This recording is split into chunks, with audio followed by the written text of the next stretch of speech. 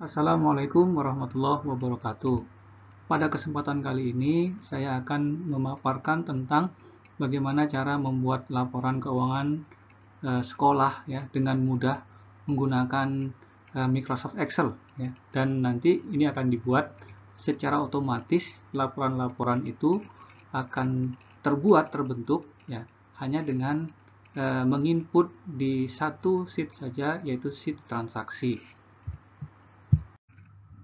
Alurnya seperti ini ya, yang ada di slide, yaitu bendahara DKM itu mentransfer ke bendahara TK. Tentu bendahara TK akan mencatatnya, atau ke bendahara TPA juga mencatatnya. Lalu bendahara TK melakukan pembayaran ke penerima pembayaran, ya, apakah gaji ya atau operasional ya. Atau bisa jadi bendahara DKM itu langsung melakukan transfer ke penerima pembayaran. Tapi tentu ini harus dicatat juga oleh bendahara TK karena ini merupakan pengeluaran dari bendahara TK, walaupun nanti transfernya langsung dari bendahara DKM. Langsung saja kita ke aplikasi Excel-nya ya, aplikasi laporan keuangan unit ya, di Masjid Al-Barokah ini. Yang pertama, kita akan masuk ke halaman navigasi. Ya, silahkan kita bisa menggunakan navigasi ini atau bisa juga langsung di sheet-sheet yang ada di bawah ini ya. Kalau mau ke navigasi silahkan ya. Di sini sudah ada panduannya ya. Kita klik panduan, kita balik lagi ke beranda gitu ya. Kita ke transaksi, lalu kita bisa balik lagi ke beranda gitu ya. Yang pertama dilakukan itu adalah melakukan pengisian referensi nama siswa ya. Ya, di sini ya, karena nanti nama siswa itu akan diambil di sheet lab SPP ya, atau laporan SPP ya. Silahkan masukkan nama siswanya ya di sini ya, silahkan ya. Bisa juga nanti kalau mau menambah itu tinggal di insert aja ya, klik kanan insert ya. Untuk rumusnya nanti tinggal di ditambahkan dengan cara mendrag ke bawah ya, sehingga nanti tercopy ke bawahnya ini, atau pakai copy paste juga boleh ya. Nah, saya contohnya hanya dua nama dulu ya, yaitu Muhammad Zaid dan Muhammad Syamil ya. Kita ke beranda dulu ya. Nah, lalu setelah itu ke transaksi ya.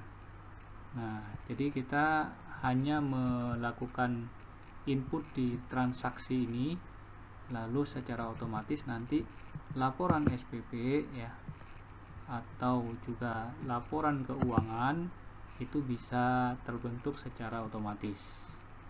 Ya, baik mudahnya untuk tutorial ini ya, kita masuk ke panduan aja, karena di panduan ini sudah ada contoh-contohnya. Nah, misalnya kita melakukan transaksi pencet saldo awal ya. Ada saldo awal sebesar 200.000. Kita kopas saja ya ke transaksi ya. Lalu nah seperti ini. Ketika kita melakukan proses pencatatan seperti ini, maka ya dia akan secara otomatis akan masuk ke laporan keuangan. Saldo awal nih ya sebesar 200.000. Nah, ini secara otomatis masuk ke sini ketika kita melakukan pencatatan di transaksi ya. Selanjutnya misalnya berikutnya adalah penerimaan SPP secara tunai. Jadi ada siswa yang bayar SPP secara tunai. Ya, transaksinya seperti ini. Kita tinggal coba saja ya, untuk mempermudah, mempercepat proses ya tutorial ini. Nah, ini bulan 1 karena nanti ini akan dilaporkan di bulan 1. Terus nama siswanya jangan lupa ya, itu bisa ngambil di combo box ini. Jadi misalnya nih yang bayar adalah Muhammad Zaid, tinggal dipilih Muhammad Zaid gitu ya. Ya, bisa diklik. Nah, ini ngambil dari laporan keuangan tuh tadi, laporan SPP ya. Jadi referensinya, makanya dibuat dulu referensinya ya di laporan SPP. Ini periode SPP-nya. Jadi dia bayar SPP untuk bulan apa ya. Cara bayarnya tunai, debit karena dia uang masuk ya, ini debit ya. Nah, ini lari kemana laporan keuangan? Kita lihat nih, SPP sudah bertambah sebesar 150.000. Nah, berikutnya di laporan SPP ya. Di laporan SPP dia bulan 1. Nah, ini bulan 1 dia sudah muncul. Dia sudah bayar di bulan 1. Jadi begitu ya. Lalu berikutnya adalah lanjut, ada transaksi apa lagi? Penerimaan SPP melalui transfer ke rekening Al-Barokah. Jadi maksudnya ini ditransfer langsung ke rekening masjid, bukan ke rekening TK ya. Sehingga bukan dipegang oleh bendahara TK, tapi langsung ke bendahara masjid. Nah, kalau seperti itu, maka transaksinya itu SPP diterima ya, Muhammad Syamil ya, untuk periode 2 misalnya, tapi langsung ada transaksi transfer out. Maksudnya ini sudah ditransfer ke rekening masjid gitu.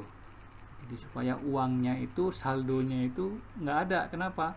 Ya karena ini diterima di rekening masjid. Jadi diterima lalu langsung ada di transfer out, langsung ada di rekening masjid.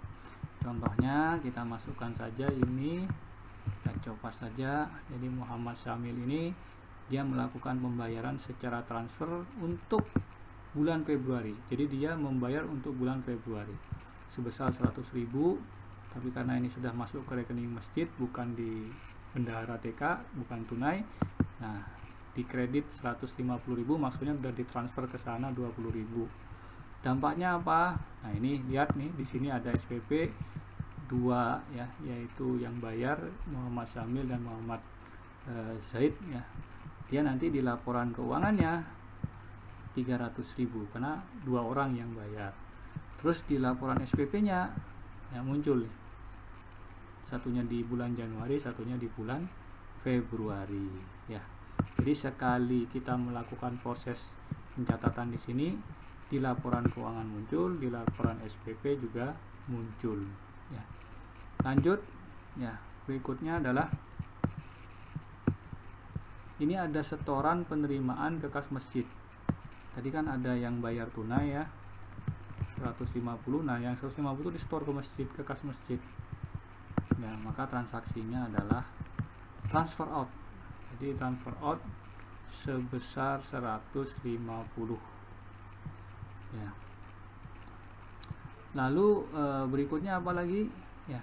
Ya, kalau sudah ditransfer ini ya, jadi yang ini ya, duit 150 ditransfer di store ke masjid ya, sehingga kalau kita lihat nanti pasti nih sisanya yang ini aja nih 200.000 nih. Kita lihat aja lah di laporan keuangan ya, kita coba lihat laporan keuangan. Nah, sisanya saldo kasnya 200.000. Jadi 200.000 ini saldo awalnya ya. SPP diterima 150 ya, tapi dari 150 apa 300.000 ya, karena ada yang saya transfer, tapi itu sudah di store semua ya, baik secara tunai tadi maupun secara kredit ya.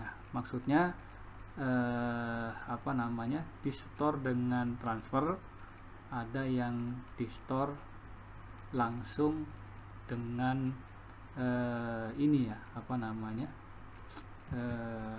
uang tunainya itu langsung disetorkan gitu ya ke kas masjid. Nah, sehingga ya, kalau kita lihat dari transaksinya ini seperti ini. Lalu berikutnya adalah ya, bendahara masjid itu membayar gaji langsung ke yang bersangkutan. Padahal ini pengeluarannya TK gitu ya, tapi dia langsung melakukan transfer langsung. Nah, ini transfer in dulu ya. Kenapa? Karena seolah-olah ada transfer ke TK lalu dibayarkan untuk gaji. Nah, gitu ya. Nah, jadi ada transfer in-nya dulu ya. Nah, kita kopas ya. Maka dengan kopas ini ya, kita lihat di laporan keuangannya ada pembayaran gaji sebesar 1 juta, tapi karena ini langsung ke yang bersangkutan, maka ada transfer in ini dulu, seolah-olah dia masuk ke bendahara dulu, lalu setelah itu dibayarkan. Jadi secara uang nggak ada nih, maka di sini saldokannya tetap 200.000 ya. Lalu yang terakhir ya, jadi Bendahara DKM membayar subsidi ya. Nah ini transaksinya itu karena dia membayar subsidi, yaitu transfer in, dia masuk ke Bendahara dulu, lalu setelah itu dibayarkan oleh Bendahara sebagai subsidi ya, sebesar 150 untuk Muhammad Zaid dan Muhammad Syamil. Nah ini sebagai pengeluarannya ya, pengeluarannya. Lalu kan dia dianggaplah Muhammad Zaid dan Muhammad Syamil ini membayar SPP ya, kan duitnya dikeluarin tapi setelah itu diterima sebagai SPP, makanya transaksinya agak banyak ini ya. Ya, masuk dulu, setelah itu dikeluarkan sebagai subsidi, lalu diterima lagi sebagai SPP ya. Kita copy aja ya, copy aja ke transaksi ya.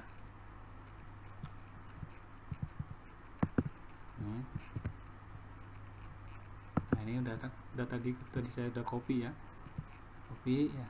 Nah ini kita bisa lihat nih, jadi ada pengeluaran subsidi sebesar 300.000 ya, lalu ada penerimaan secara tunai ya 300.000 ya, dan ada transfer in, jadi duit masuk 300.000 dibayarkan buat subsidi, tapi dia masuk lagi nih untuk SPP ya. Kita bisa lihat di laporan keuangannya ya, di sini ya ada pembayaran nih SPP 300.000 kan gitu ya, tapi dia mengeluarkan untuk subsidi ya.